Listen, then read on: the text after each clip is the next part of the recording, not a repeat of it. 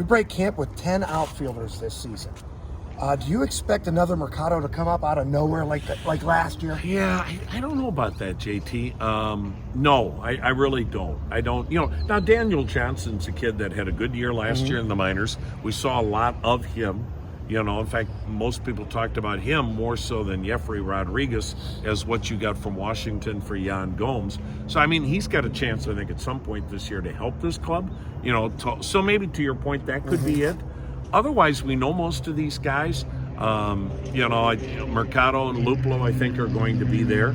I think Tyler Naquin's going to be back sooner than people maybe realize the way he looks down here so far. I think the key is going to be Domingo Santana, Franmil Reyes.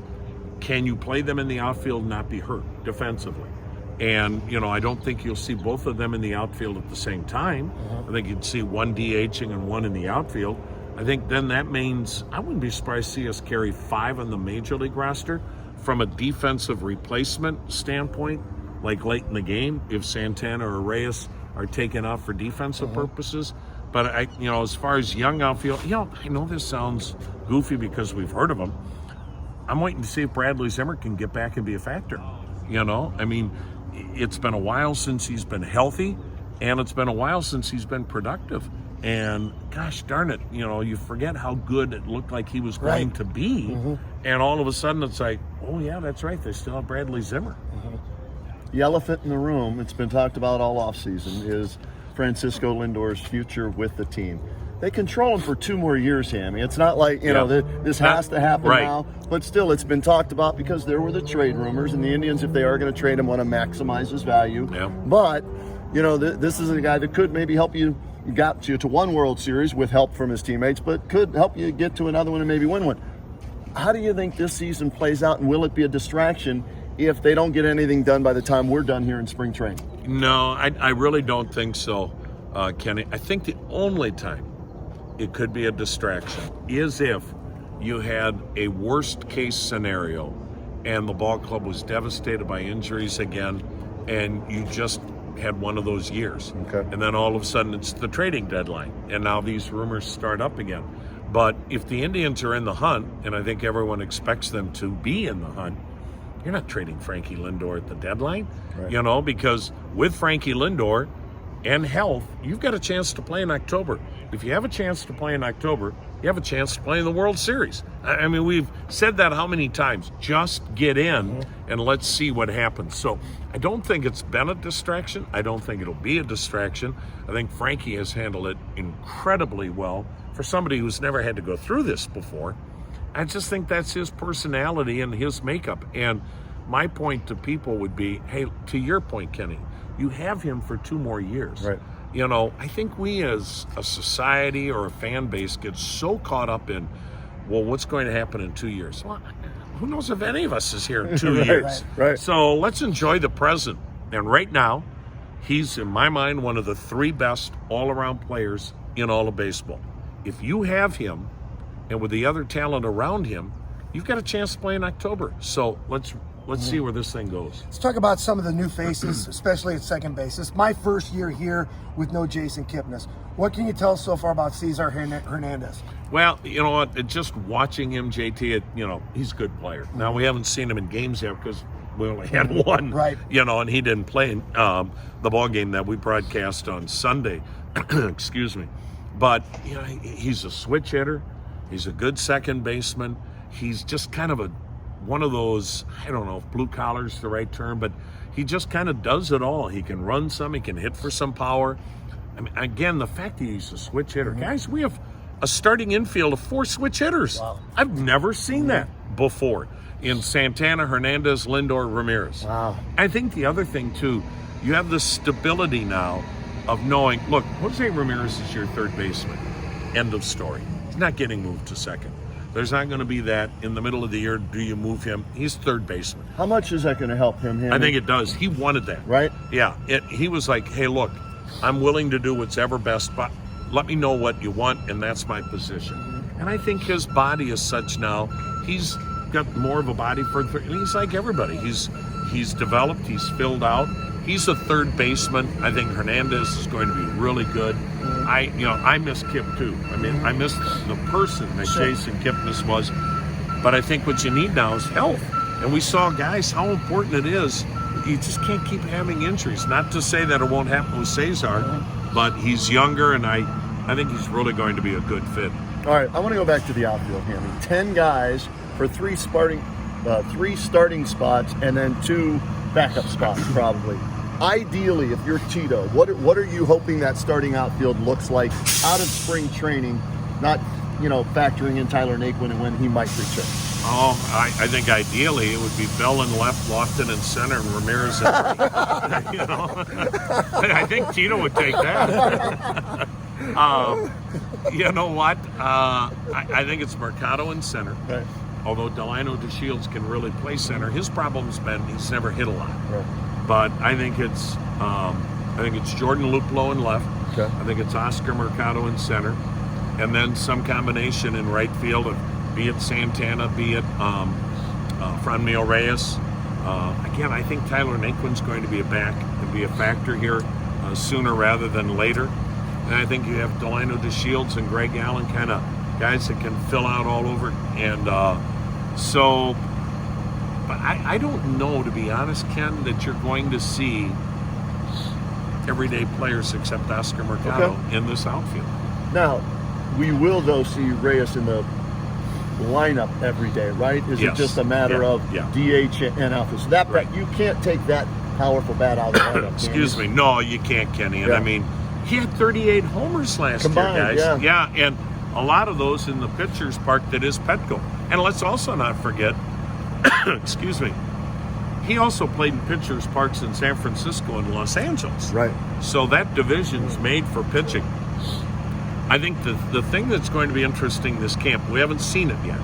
They're going to try both guys, Santana and Reyes, in left and in right. He was primarily a right fielder in San Diego. Right. Profiles more as a left fielder. So it'll be interesting to see where this goes. The starting rotation as we're coming out of camp. Bieber's going to be the ace, right, Hammy? I mean, that's where you start with the injuries, and then I would think so. Do you wait to see how it goes in spring training to fill out spots 2, 3, 4, and 5, or do you think they already have an idea of what they really want? Well, I think the key there, guys, is how long will Clevenger and Carrasco be sidelined? Okay. Now, I mean, I think Cleb walked out of the operating room. I don't think he wanted the crutch leaving the operating room. Carrasco he already threw the other day in the cages on Saturday. So I don't think either guy's going to be out long term. I would be surprised if Clevenger starts the year with us, only because, boy, you better be careful. That's his landing leg. He's got a violent delivery, a lot of torque on that left leg. But, we saw last year, this guy heals quickly. So I think how much time they miss will determine, who falls where. But to your point, I think right now, if I were to name a starter for opening day, it would have to be Shane Bieber. Let's see how Zach Plesac and Aaron Savali look. And, Jeffrey Rodriguez started the ballgame on Saturday. They've done some tweaking of his delivery. He threw the ball really well. They're really excited yet about his potential. He was throwing pretty well last year, and then he got hurt for 3 months with the shoulder. So, that's why we're here. I don't think we know how this all shakes out just yet. The other thing, guys, I look at that schedule and go, how many cancellations are we going to have in March and April? I mean, guys, we're not playing in a warm weather city until the end of April when we go to Tampa. Let's bring Tampa to Cleveland in mid-April for 4 games and not be down there in the dome. So I wonder if all of this talk that you guys and myself are doing about the rotation, will it be a moot point?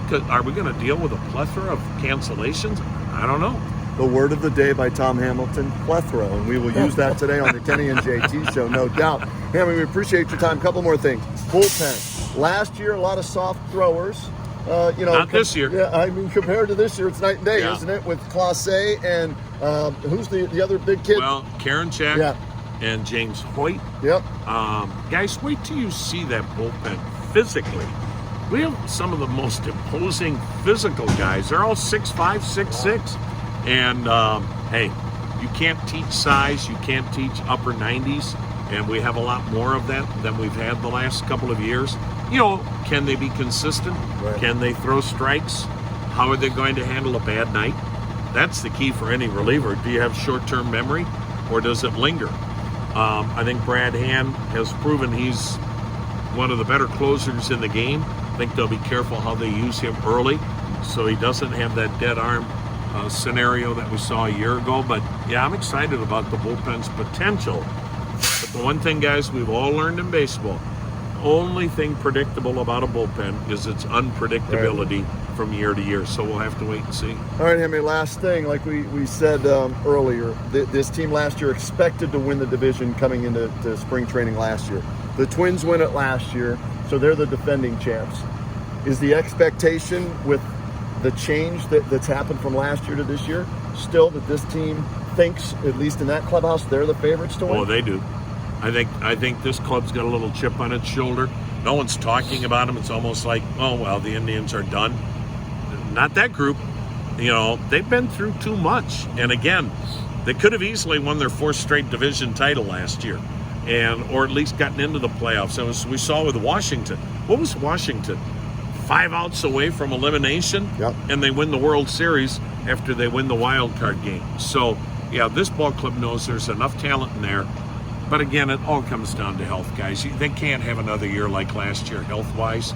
That's just too much to overcome. What year is this for you, Hammy? 31. 31. Well, hopefully 31's the lucky year for you to call Yeah. a World Series champion for the Cleveland Indians. You've had an opportunity to call World Series games, Yeah. but hopefully this is the year that final out will be that memorable call. Now, you know what? I just hope for it for Northeast Ohio. It'd be fun to see what that parade would be like in November down Euclid Avenue and 9th Street and whatnot. So, you know what? It's the thing is, guys, I mean, you try to tell people this. We legitimately are here, all three of us, knowing the Indians have a chance to play in October. You know, do you want to be in Kansas City's camp? Do you want to be in Detroit's camp? Do you want to be in Miami's camp where they're sitting here today going, we could legitimately lose 100 games? So you've got another summer of relativity in that your club is relevant and that you got a chance to play meaningful games for the next 6 months. Boy, that's what you want. And then you hope like heck it ends up with that parade. Amy, we appreciate the time. As always, Thanks, great guys. to see you in spring training. We'll be listening all year on WHBC. Thanks, guys. Great being with you.